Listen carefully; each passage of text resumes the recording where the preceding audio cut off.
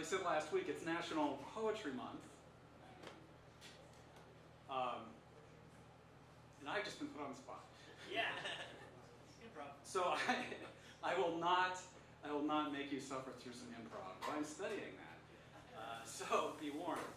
So I will do a Shakespeare sonnet because I really like Shakespeare, and that will give me time to gather my wits. So, when in disgrace with fortune and men's eyes, I all alone beweep my outcast state.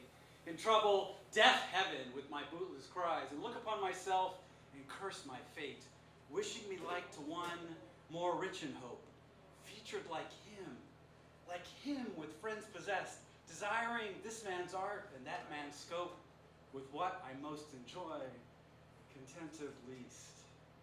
Yet, in these thoughts myself almost despising, happily I think on thee, and then my state, like to the lark at break of day's horizon, from sullen earth, sings hymns at heaven's gate.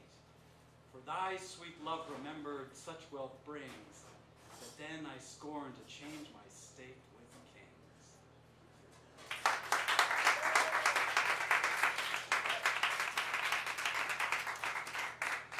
Okay, let me see if I can remember the Raven one. 3 poems about ravens.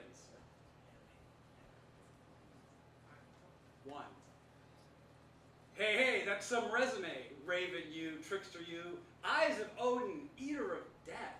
You and you, I have seen you, wolf dancing to snatch your food, God flying to make your report. Something. And bloody fights starting to make your sport. Black feather always meets trouble. Hey, raven.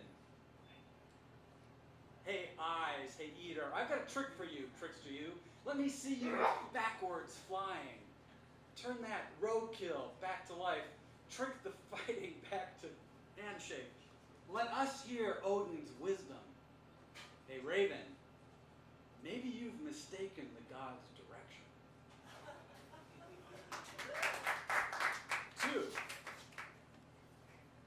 2. You, gray feathered one.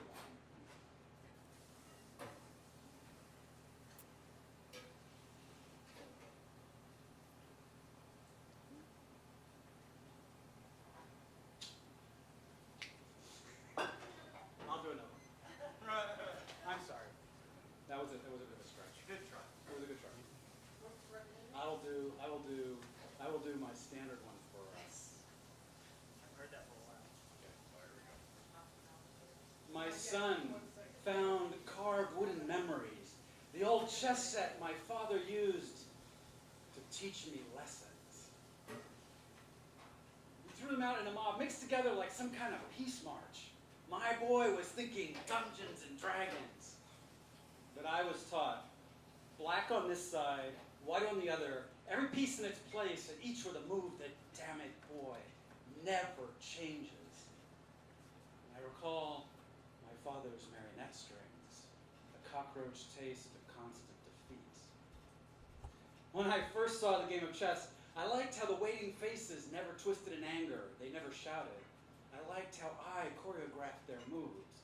I'd set up the board and I would pretend that my father told me stories about those pieces. Little slow-step pawns, children, knights, 2 generations and once removed, relatives, those straight-line movers, school teacher rooks, the queen, my mother, trapped behind a line of pawns when she burst forth, the board cleared. The king, most valuable piece, but mysteriously weak. Work was my father's life. To me, it was his back. I only saw his eyes across the board, face turned away to hide his next move. I wanted to ask him, teach me about life. But this was my lesson in human relations. Gambit, fork, pin, friendly faces removed from the board. Check, checkmate. Looks like you've lost. I always lost. You have to lose to learn how to win, he'd say. But that's a father's kick to get a son across some secret line of manhood. Dad, you wouldn't teach me to move through this world's squares, so I taught myself.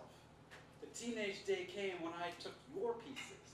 I pushed you back to your castle. I was about to speak my first check when business called and you walked away. I stared at a free board and couldn't win. We never played again.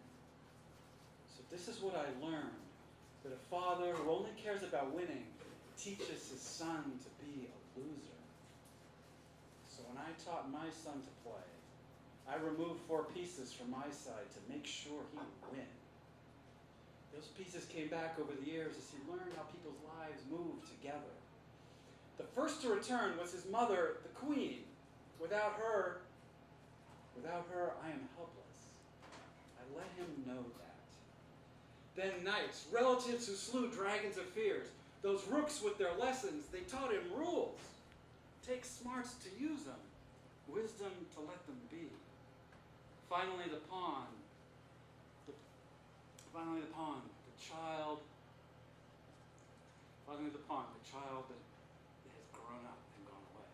He comes home from college now and beats me at the game. Shakes his head and says, "What do we have to do so you can win?" The telephone rings, but I stare, smile, look my son in the eyes and say, "You've learned how to win. You've learned how to live. I've already won." Yeah.